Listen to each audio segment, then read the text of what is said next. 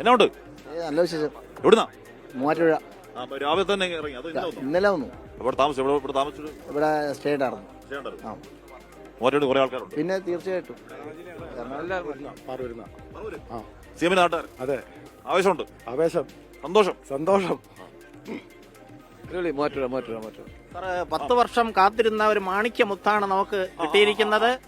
ഈ honourable chief minister V D Satheesan sir കേരളത്തിന്റെ മുഖ്യമന്ത്രിയായി 10 വർഷത്തിന് ശേഷം ഒറ്റയ്ക്ക് 100+ എന്ന് പറഞ്ഞു. അത് സംഭവിച്ചു. 12 മന്ത്രിമാർ പോകുമെന്ന് പറഞ്ഞ് 13 മന്ത്രിമാർ പോയി. ഒരു പ്രവാചകനാണ് ഈ കേരള സംസ്ഥാനം കണ്ടതില്. ഒരു ഇലക്ഷൻ പ്രവാചകനും കേരളത്തിന്റെ സംസ്ഥാനത്തിരുന്ന മുഖ്യമന്ത്രി ഉമ്മൻചാണ്ടി സാറിന്റെ അതേ ശൈലി പിന്തുടരുന്ന അദ്ദേഹത്തിന് ആയുസ്സും ആരോഗ്യവും അത്ഭുതങ്ങൾ സംഭവിക്കട്ടെ എന്ന് ആശംസിക്കുന്നു. അപ്പൊ ചേട്ടൻ പറഞ്ഞ 2 വാക്കുകൾ, ഒന്ന് മാണിക്യമുത്ത്, ഒന്ന് ഇലക്ഷൻ പ്രവാചകൻ. ചേട്ടാ കൊള്ളാം, ഗംഭീര 2 വാക്ക്. ഓക്കെ, അപ്പൊ അടുത്ത ഇന്റർവ്യൂ കയറ്റാം മാണിക്യമുത്ത്. അപ്പൊ അങ്ങനെയാണ് ആ കാര്യങ്ങൾ. അപ്പൊ നമുക്ക് KR ഗോപികൃഷ്ണനോട് പോകണം. KR ഗോപികൃഷ്ണൻ നിൽക്കുന്നത് രമേശ് ചെന്നിത്തലയുടെ വീട്ടിൽ നിന്നാണ്. അഷ്മി നേരത്തെ പറഞ്ഞതുപോലെ തന്നെ തിരുവനന്തപുരം വഴുതക്കാട് ഈശ്വരവിലാസത്തുള്ള രമേശ് ചെന്നിത്തലയുടെ വസതിയായ ദേവദത്തിന് മുന്നിലാണ്. ദേവദത്തത്തിൽ നമുക്കറിയാം, കഴിഞ്ഞ ദിവസങ്ങളിലൊക്കെ തന്നെ ഒരുപാട് പ്രവർത്തകരും പ്രാദേശിക നേതാക്കളും ഒക്കെ വന്ന് നിന്നിരുന്നു. നിയുക്ത MLA മാർ ഇവിടെ വന്നിരുന്നു. പക്ഷേ ആ സമയത്ത് ഒരു വിവാദ സാഹചര്യം കൂടി ഉണ്ടായിരുന്നു.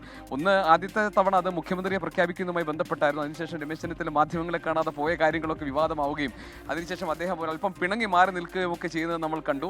ഇപ്പോൾ അതിന് പിന്നീട് സംഭവിക്കുന്നത് അദ്ദേഹത്തിന്റെ വകുപ്പ് സംബന്ധിച്ചുള്ള കാര്യങ്ങളിലുള്ള സംശയങ്ങളായിരുന്നു. പിന്നെ അദ്ദേഹം ആവശ്യപ്പെട്ട ചില കാര്യങ്ങളിൽ ചില MLA മാർക്ക് മന്ത്രിസ്ഥാനം നൽകുന്നതുമായി ബന്ധപ്പെട്ടുണ്ടായ തർക്കങ്ങൾ, ഇങ്ങനെ കഴിഞ്ഞ ഏതാനും ദിവസങ്ങളായി വാർത്തയുടെ ഒരു പ്രധാന ശ്രദ്ധാകേന്ദ്രമായി രമേശ് ചെന്നിത്തല മാറിയിരുന്നു. അദ്ദേഹത്തിന്റെ ഈ വസതിക്ക് ചുറ്റും ആ സമയങ്ങളിലൊക്കെ തന്നെ അദ്ദേഹത്തെ പിന്തുണയ്ക്കുന്നവരും അദ്ദേഹത്തെ അനുഗമിക്കുന്നവരും അദ്ദേഹത്തിന്റെ പിന്നാലെ നിൽക്കുന്നവരും ഒക്കെ ഇവിടെ വന്നിരുന്നു. അവരൊക്കെ തന്നെ ഒരു ഘട്ടത്തിൽ സന്തോഷവാന്മാരാവുകയും നിരാശരാകുകയും ഒക്കെ ചെയ്യുന്ന കാഴ്ചകൾ നമ്മൾ കണ്ടു. പക്ഷേ ഹാഷ്മി, ഇന്നിപ്പോൾ കേരളത്തിന്റെ മന്ത്രിയായി സത്യപ്രതിജ്ഞ ചെയ്യാൻ പോവുകയാണ് രമേശ് ചെന്നിത്തല. അദ്ദേഹത്തിന് ഏറ്റവും പ്രധാനപ്പെട്ട പോർട്ട്ഫോളിയോസ് ആണ് കിട്ടിയിരിക്കുന്നത്. ആഭ്യന്തരവും വിജിലൻസും. ഇത് അദ്ദേഹം കൈകാര്യം ചെയ്ത് പരിചയമുള്ള ആളാണ്. അത് നമുക്കറിയാം, കേരളത്തിലെ ഏറ്റവും സീസൺഡ് ആയിട്ടുള്ള പൊളിറ്റീഷ്യനാണ്. കേരളത്തിലെ മുതിർന്ന കോൺഗ്രസ് നേതാക്കളിൽ ഒരാളാണ്.